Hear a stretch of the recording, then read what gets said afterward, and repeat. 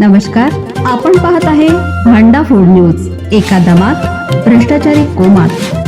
Social media, कर्जबाजारी, गुन्हेगारी, सट्टेबाजी, चोरी, मटका, जुगार, दारू, सावकारशाही, न्यायाच्या प्रतीक्षेत प्रशासन. भांडा फूड न्यूज.